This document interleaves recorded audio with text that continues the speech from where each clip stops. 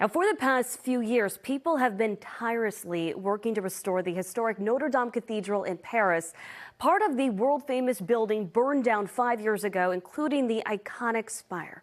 But thanks in part to some carpenters from New England, the cathedral is back on the rise. Our NBC 10's Bianca Beltran has their story from Paris.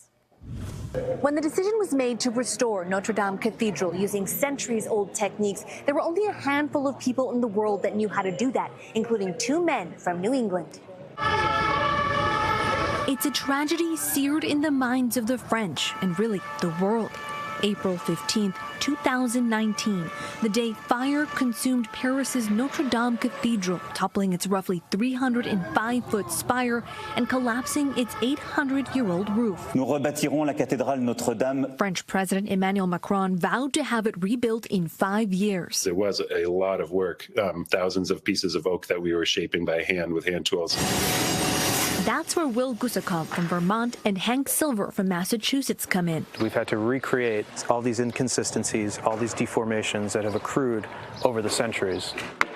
Both men worked with the group Carpenters Without Borders. They employed the same techniques that were used when the cathedral was first built to faithfully restore its aura. We were creating a replica of this medieval frame that was quite well documented and that was very irregular. It had been built over decades by different teams of carpenters back in the 13th century.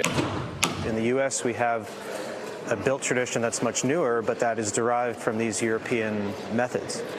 Being able to work on this building, which is the birth of this technique, is particularly meaningful.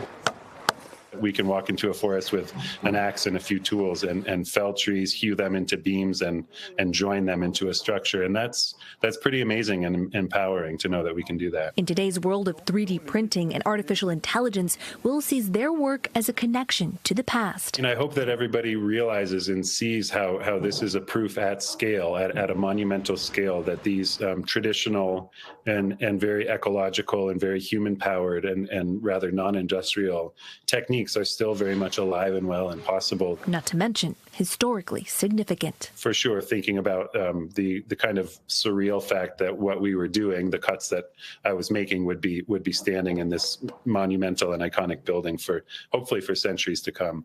Will tells me that on top of that spire, inside of the golden rooster on the weather vane, there is a tube with a scroll. And printed on that scroll is the name of everyone who helped restore the cathedral in all of its glory. Notre Dame Cathedral is scheduled to have its grand reopening in December. Reporting from Paris, France, I'm Bianca Beltran, NBC 10 Boston. Incredible connection there, Bianca. Thank you. Bianca will bring us live reports throughout the Paris Games, including what is happening with all of our local athletes going for gold. Stay tuned for her reports only here on NBC 10 Boston, your exclusive home for the Paris Olympics.